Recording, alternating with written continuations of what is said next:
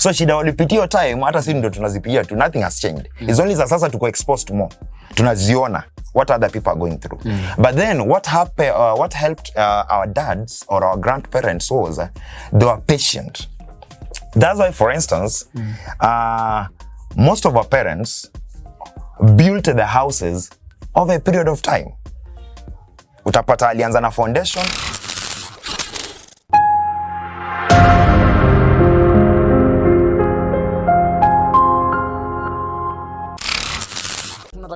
Move up, unajua sitaki kuweka sana, but this is a conversation we are going to talk more and more. Mayouth wamepotea at 100% plus one. Mayouth wamepotea hii town yetu, across the nation. Tuna my young men right now, they are dipping into gayism. What is the problem in the youth? Nini shida tu ni nini na mayouth? Is it poverty? Because kama ni poverty, pia mababa zetu basi wangekuwa huko. Because some of us to grow in a family where God and to live. So kama ni poverty, it means everyone will be a gay. What is the problem with youth? Wewe unasociate na youth? Yeah, and I'm also a youth. Yeah. So I'll summarize it just in one word. Instant gratification. That is the problem we have. All the problems we are seeing in the society among the youth is drawn, or the bedrock of that issue is instant gratification. The youth are not patient enough in anything. In anything. You want to start a business today, become a billionaire tomorrow, be on the Forbes magazine next week, and also remain a billionaire forever.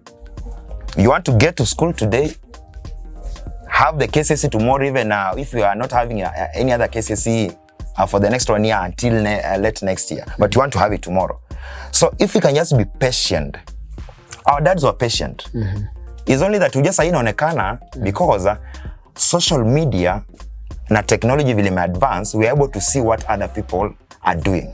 Baba zetu wako wanaziona because I really don't think things have changed. It's only that we are now able to see more than what they used to do. The problems that were faced by the youth then are still the same problems because our dads or even our grandparents were also youth. So shida walipitia time, hata sisi ndio tunazipitia tu, nothing has changed. It's only sasa tuko exposed to more. Tunaziona what other people are going through. But then what helped our dads or our grandparents was they were patient. That's why, for instance, most of our parents built the houses over a period of time. Utapata alianza na foundation, ikalala, ikafika mahali akafika linten, kidogo kidogo akafunika. Basa hii sasa sisi tunataka nini? Ndio tu. Hauna pesa, hauna kazi, but tunataka nyumba. Oh God. I getting it. So if we can be able to just develop some element of patience, that in whichever we do, we are patient enough, and at the same time we remain positive. We are not even weak. Mtu alisema we are weak. Nobody is weak. If you are youth, if you are still a youth, you are vulnerable. Because there is a time I was watching a certain show inaitwa Engage. Na kulikuwa na a lady by Caroline Mutoka, I think everybody knows her. She had a talk on time and life. And to her, time and life is just an illusion.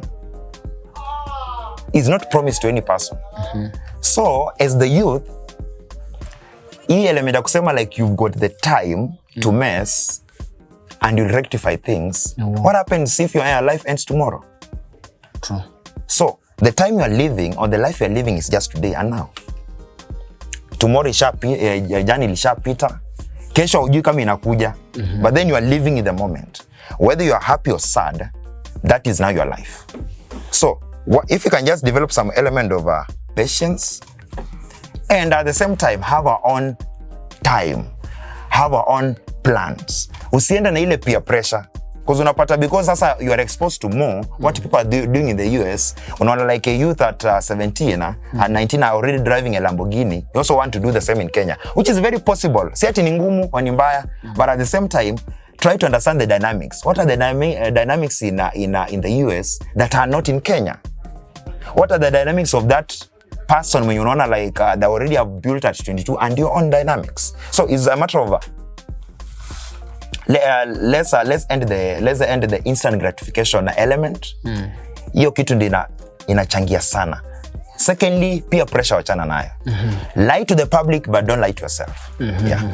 But that hapo kwa kulai hapo niliona pia Shiti alisema danganya mama yako, baba yako, rafiki yako, ndugu yako, lakini usijidanganye mwenyewe. Yeah, that is it. Because it's very very very bad. Tumeona mayouth wanaishi pamoja na the moment wanaishi pamoja unasikia nini boom. Mambo ya gayism. Guys, super. Kupata iPhone on 50k na unafanya tu funny, but at the end of the day itakukost. Faking of life. Hata mwenyewe umeona social media kumekuwa na lot of faking of life. And hiyo kitu inapaya ma youth pressure sana. Wewe kwako umepewa pressure ile unaona jamaa bwana. Before funga macho. Najua funga macho lakini before lazima. Ile kupewa pressure. Yeah, lazima. Because you know the youth is a transition period. Because you won't be a youth forever. And maybe some few years ago you're not a youth. True. You're still under someone. So once you transition to the youthful period, it is the time that most of us now get to full growth. Life sasa inaanza kutuface the reality of life. Ile yenye ulikuwa unaambia watu at 25 I'll be having a house, a car, a family. Sasa the reality is there. You are now 25. Do you have a car? Do you have a family? Do you have a house? So ni reality sasa inaanza kukupiga. So lazima pressure itakugonga tu. So what I can tell the youth is simple. Fake life lazima itakuwa. And because you are living in the age of information, technology and connectivity, don't expect things to change. I won't tell people to stop faking life. Vile nimesema too simple.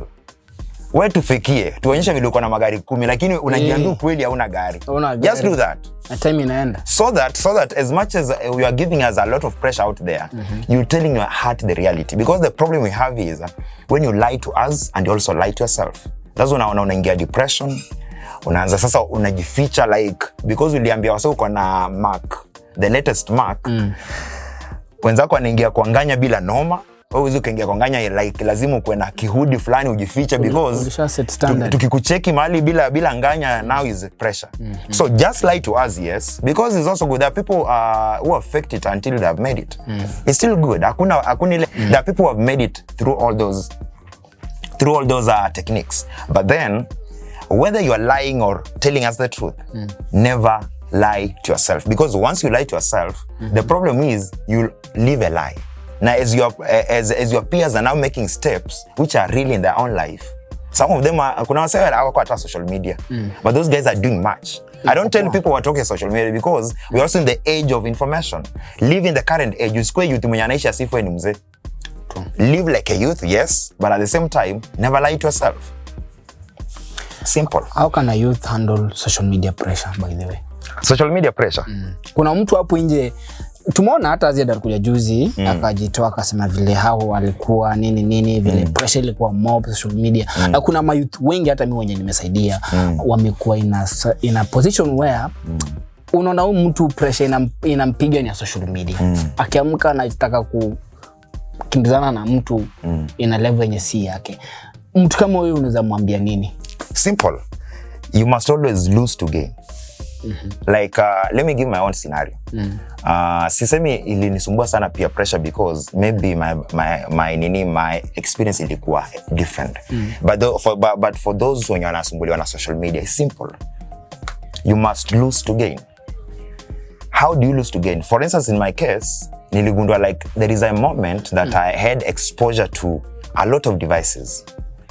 Be it phones, be it televisions, be it online games, all those kind of stuff. What I did was simple, was to come up with an amicable, now my own solution that henceforth, this is the only type of media platforms I'll associate with. These are the only things I'll be able to do. Like in my own case, for the last 3 years, sijai kaa chini na watch news. 3 years. Na sisemi ati watch news ni mbaya, but I realized it was getting into my life. Nikakaa chini nika-analyze, watch news, local news. I just took 3 stations. Nika-analyze what am I gaining. Because nilichapaka research kangu for 1 week. Just ku-analyze hizo news station 3. What they able to tell us at the prime hours. Na analyze, hii inanisaidia aje. For just 1 week, nikajiambia, after the 1 week nikajiambia, I'll never watch news again. Na si ati nasema kuwatch news ni mbaya. So what do? I get relevant information penye nataka kuipata. So nobody will feed me with the information yenye sitaki. True. That is the first thing. Secondly, understand your time. Understand your time, because social media, especially like the moment algorithm ya TikTok inaua wase. Sana. Somebody spends the entire day on TikTok, but you don't realize it. So have you made any impact in your life? No. Have you changed anything in your own life? No. So what do? Understand your own time. As in, have a schedule. Wanasema like your life plan it. Just wanasema you wake up, dress up and show up. You can't show up unless you wake up. You can't show up in your dreams. So you have to wake up first. So schedule your time. Hata kama utajiambia ujipe 2 hours ya siku kwa social media or 5, no problem. Provided you've schedule your time in a manner that you are productive, but at the same time enjoying your youthful life. Yeah. So I won't really tell people that were evade social media. Just regulate by understanding what are you picking on social media. Na usipiki kila kitu. Mimi hata movies, niko na movie mingi kwa hard disk, kwa nini, but I don't watch